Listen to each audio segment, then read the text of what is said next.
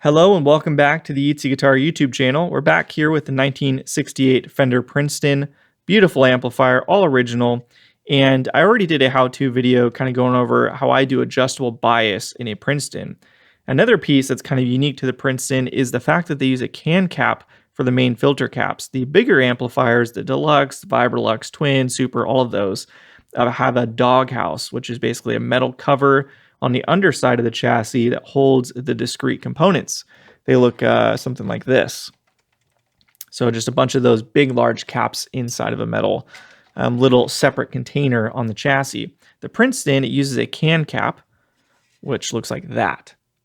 And so that holds multiple capacitors, in this case, 1, 2, 3, 4, 20 microfarad, 450 volt caps.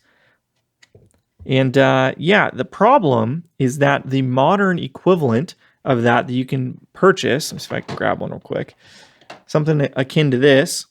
This is not the exact same one, but CE Distribution, CE Manufacturing, they make a can cap that is a direct replacement for the Princeton, but there's been a lot of reports of those just failing really prematurely and just having a lot of issues. So people have kind of shied away from them, which has given some dilemmas.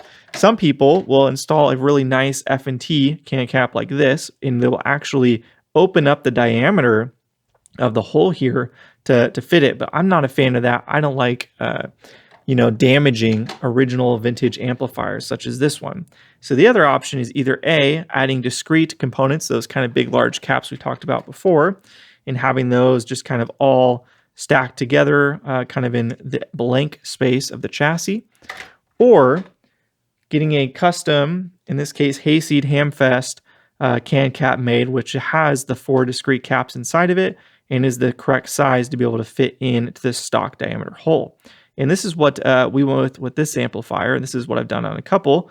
And I have only good things to say about this. Very high quality caps, 105 Celsius degree rating. And so we're going to go ahead and be installing this in place of the original one. And I'm going to show you how to do that. It is a bit tricky and definitely something not for the first timer, but hopefully this will help you guys if you're trying to do this yourself. So first and foremost, we want to kind of just inspect what we're working with here. And this is, again, an all original amplifier. Let's zoom in so you can see what we're looking at. And you'll notice we've got 1, 2, 3, 4 connections here. Those are the 4 different caps. So they all have their own wire, and in this case, a balancing resistor between these 2 components here. And so let's just kind of bend these leads up so we can see what we're working with here. So they're all going to different components or different parts of the circuit. So there's our 4. And so with the new can capacitor, we got 1, 2, 3, 4, these 4 kind of brass spots right here. And those 4 are all going to have one of these wires together. And then the 2 will have that resistor balancing between them, just like you see there. So what we're going to go ahead and do, what I like to do is just take a photo so that I know where everything went before. And then we will go ahead and remove each wire, kind of tuck it out of the way so that we have enough room to kind of work in here without potentially damaging anything, because we have to bring out the big soldering iron to take care of these chassis joints here and here. So let's go ahead and get our photo, and then we'll start desoldering. My preferred solder is Kester.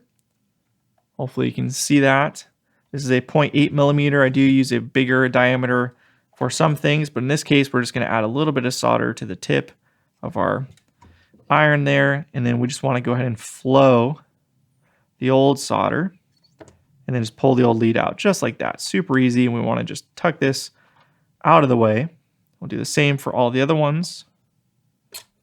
Okay, there's our resistor. We'll go ahead and put that off to the side. And now we've got this area and this area right here, which are soldered directly to the chassis.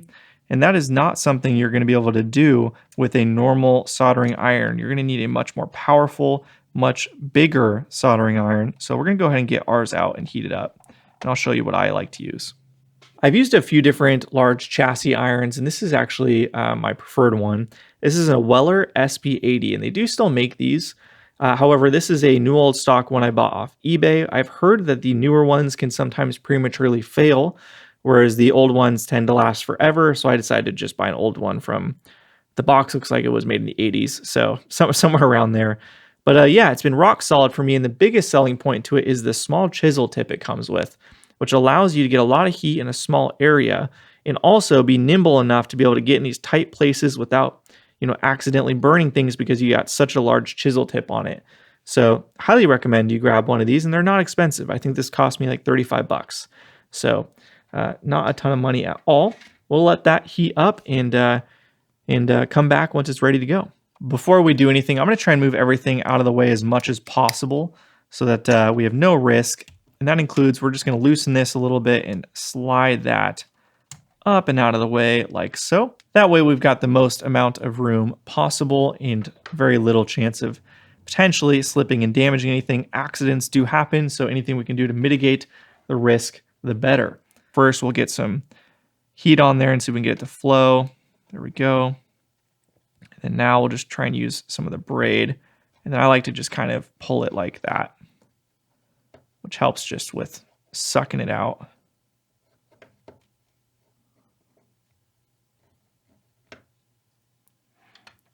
And we'll do that a couple times. Showing this on camera might prove to be difficult, but basically I'm just going to hammer it, heat it up, hammer it underneath here. I'm probably going to have to move the chassis a little bit. But yeah, we just want to kind of try and lift it up just a little bit. Perfect. Okay, now let's go ahead and just bend that up out of the way. Just a bunch of flux and crap there, but no big deal. Now let's go ahead and focus on this, and we're actually going to go ahead and move this around so that I have a better angle. So same process, we're just going to add some solder to the solder tip, or to the soldering iron tip, I should say. And then we'll just go ahead and flow this just to remind it what it should be doing here. Perfect. And really you want to use much thicker braid than what I have here to make this go by a little bit quicker, but I bought the wrong size, and so I've got a lot of this, so I'm just kind of want to go through it. So that's what we're doing here. Now we want to be very careful. There's a lot of wires we don't want to touch. So we're just going to take our time.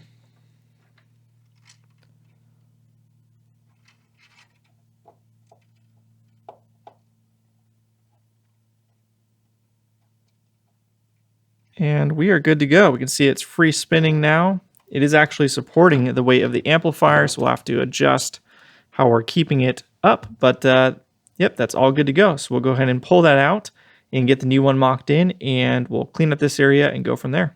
Quick look at the old versus the new here. Both have the exact same number of caps, so these ones are higher rated. But thanks to modern technology, it is physically smaller. But it will fit perfectly in the hole here, just like that. But before we do that, let's just go ahead. I think I'm actually going to remove all of this solder and just really have a blank slate. So we're going to continue with the same process we were doing before, and we'll just kind of take the big iron and just do a lot of this. So just kind of wiggle it around and really just get rid of all of that solder. To remove all of this, it's just flux. It's nothing bad, but we'll just use some isopropyl on a rag here. And just rub that in. Okay, that looks pretty clean to me. So now we can go ahead and take our new can cap, and we will have the values facing backwards, since that's where you would see it once it's in the amplifier. So we'll have it like this. Just like that, and then we can kind of line it up with the old and bend over these leads. And there you go. Now we're ready to bring back the big soldering iron and get all this connected. We'll do the same thing and add it to this corner and this corner, just like it was from the factory. Here's my preferred solder for something like this. This is a Kester 1.5 millimeters, so much thicker than what you typically see. Works great. I actually like to use it a lot for just regular eyelets and everything too, just because it fills the eyelet much faster, but it's especially good for chassis grounds like this. So zoom out a little bit and let's grab the big iron. and knock this out. Process is not difficult, but you're working with extreme heat and usually some cramped places. So you want to be careful. We're going to take the solder, add it to the tip, really get a nice glob on there, just like that. And we're going to go ahead and push down on this, and we're going to add some solder. So we want to just get some solder going on that, and then we're going to go over to the chassis, and then we're just going to kind of keep feeding it solder, just like that. So that way we're adding solder on top and then around it, so it's flowing underneath, around it, and on top, and you get that nice glob. It's not too big, and we're going to go ahead and hit it one more time. Just sitting on top this time, we'll add solder to the soldering iron. Let the pool, you can watch it melt all the way around. And then there you go. Do the same process over here. Some more solder. So we want to get the solder on top of it like that. Then we're going to go ahead and just add the solder to the sides. This is a bit more tricky because of the location.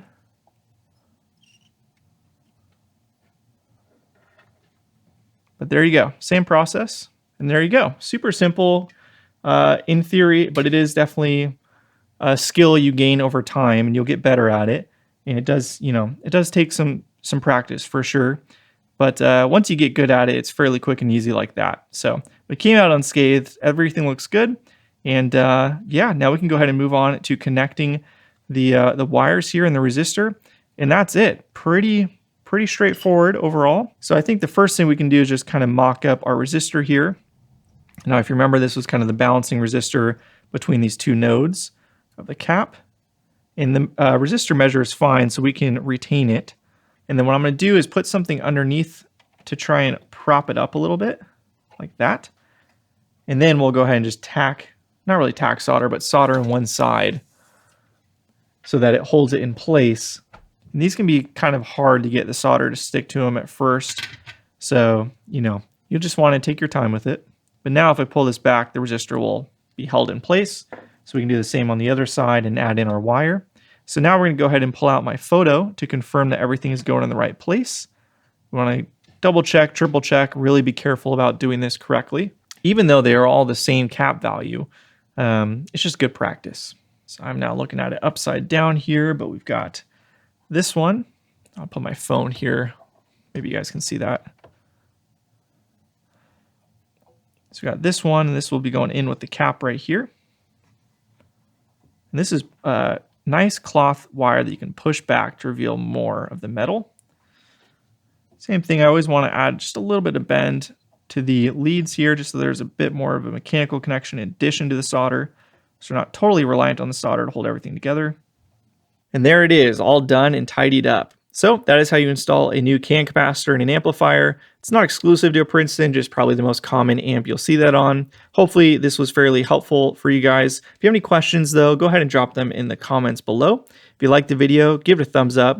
If you want to see more content like this, please subscribe. And until next time, see ya.